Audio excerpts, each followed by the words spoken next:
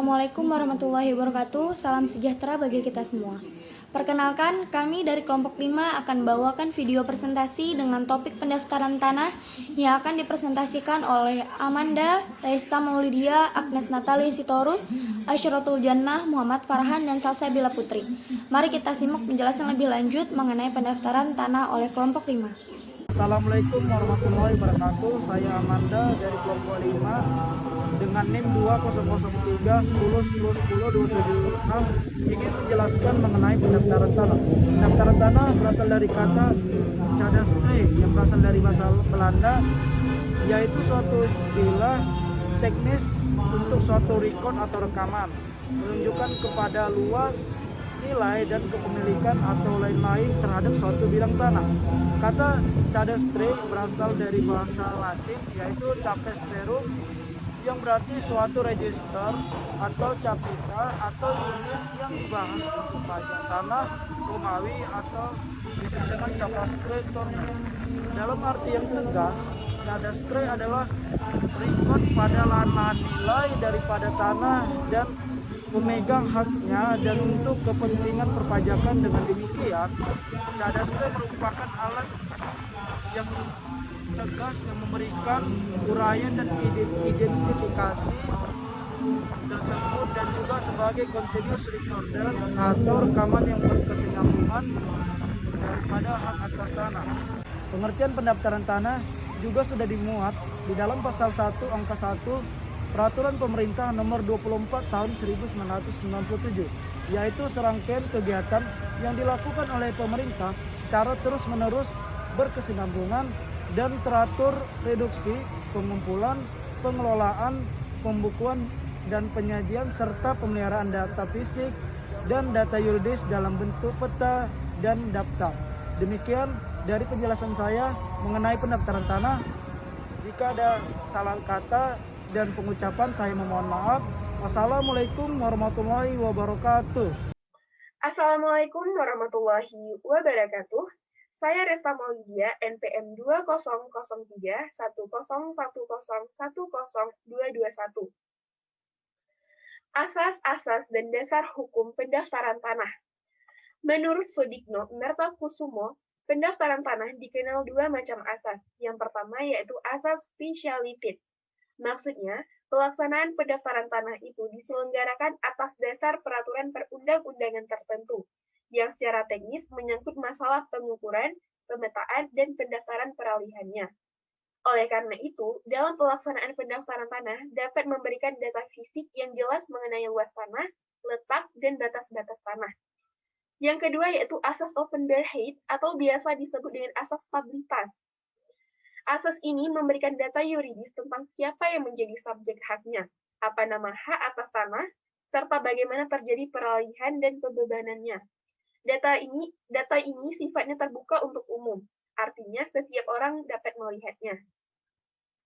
Berdasarkan pasal 2 Peraturan Pemerintah Nomor 24 Tahun 1997, menyatakan pendaftaran tanah dapat dilaksanakan berdasarkan asas sederhana. Maksud dari asas sederhana ini yaitu ketentuan-ketentuan pokok maupun prosedurnya dengan mudah dapat dipahami oleh pihak-pihak yang berkepentingan, terutama para pemegang hak atas tanah. Yang kedua yaitu asas aman.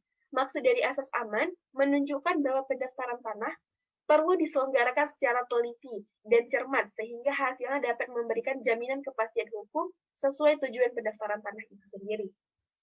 Yang ketiga yaitu asas terjangkau. Asas terjangkau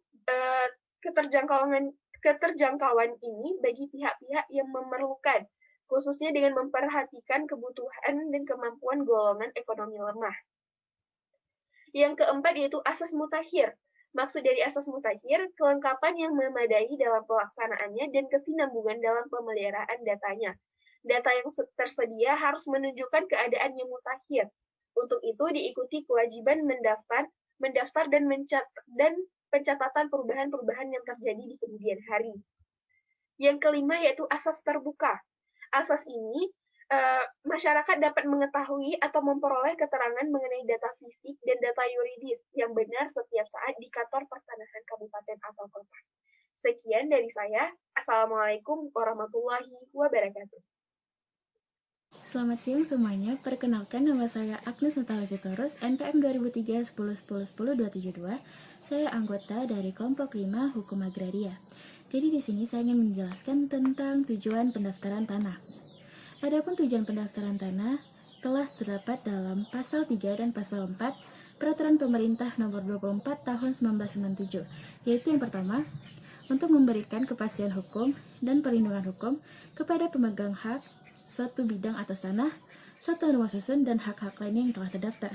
Adapun jaminan kepastian hukum itu meliputi yang pertama kepastian status hak, yang kedua kepastian subjek hak, dan yang ketiga kepastian objek hak.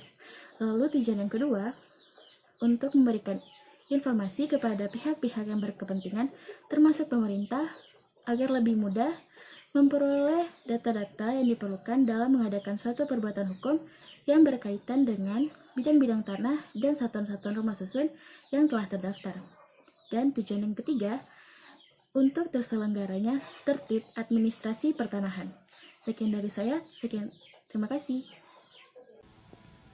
Perkenalkan, saya Aisyah Jannah dari kelompok 5. Pada kesempatan kali ini, saya akan memaparkan mengenai objek pendaftaran tanah. Menurut pasal 9 ayat 1 Peraturan Pemerintah Nomor 24 Tahun 1997, objek pendaftaran tanah adalah sebagai berikut.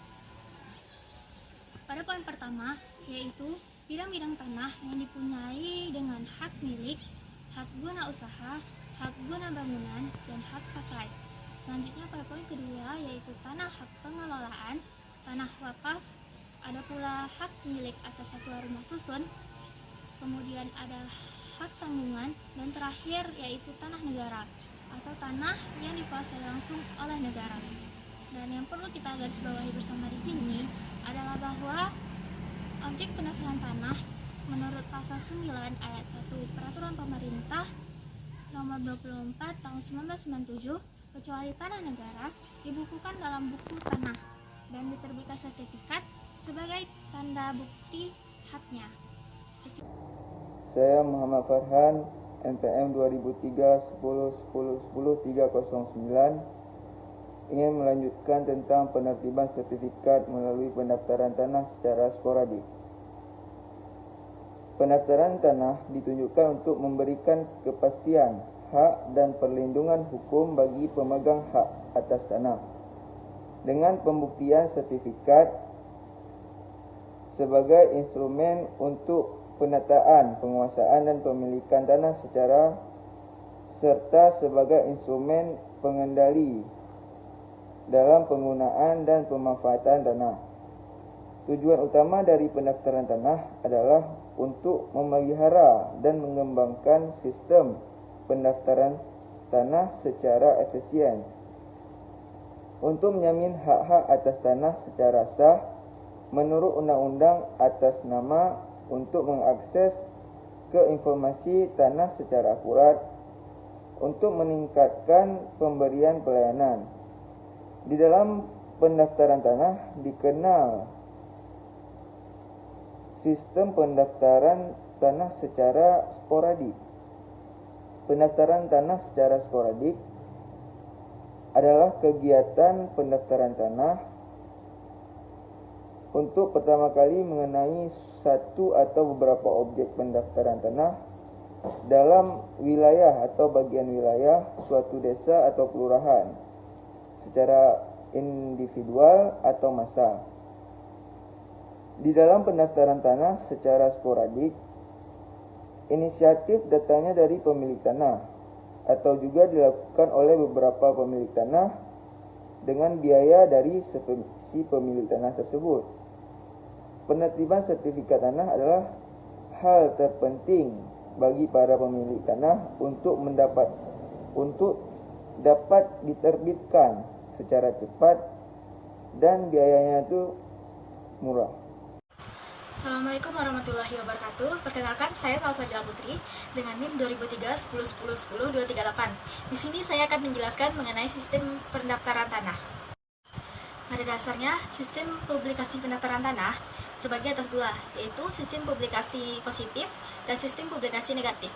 Di Indonesia, menggunakan sistem publikasi negatif. Karena sistem publikasi pendaftaran tanah di Indonesia menganut sistem publikasi negatif, yaitu sistem publikasi yang dipergunakan untuk melindungi pemegang hak yang sebenarnya. Sehingga pemegang tanah tersebut akan selalu dapat menuntut kembali haknya, meskipun sudah terdaftar atas nama orang lain. Dalam sistem publikasi negatif, negara hanya secara pasif menerima apa yang dinyatakan oleh pihak yang akan mendaftarkan tanahnya, sehingga setiap saat dapat digugat kembali oleh pihak yang merasa berhak atas tanahnya tersebut. Ciri-ciri pendaftaran tanah dengan sistem publikasi negatif ini antara lain, sistem pendaftaran tanah menggunakan sistem pendaftaran akta atau registration of deed. Yang kedua, sertifikat diterbitkan sebagai tanda bukti hak yang bersifat kuat, yaitu data fisik dan data yuridis. Yang tercantum dalam sertifikat dianggap benar sepanjang tidak dibuktikan sebaliknya oleh alat bukti yang lain. Sertifikat bukan satu-satunya tanda bukti hak. Yang keempat, pihak lain yang dirugikan atas terbitkannya sertifikat dapat mengajukan keberatan kepada penyelenggara pendaftaran tanah untuk membatalkan sertifikat ataupun gugatan ke pengadilan untuk meminta agar sertifikat dinyatakan tidak sah. Petugas pendaftaran tanah bersifat pasif, yaitu hanya menerima apa yang dinyatakan oleh pihak yang meminta pendaftaran. Sekian penjelasan saya mengenai sistem pendaftaran tanah. Terima kasih. Sekian video presentasi dari kami. Sekiranya ada kesalahan, kami mohon maaf. Semoga video presentasi ini dapat dipahami oleh kawan-kawan semua. Assalamualaikum warahmatullahi wabarakatuh.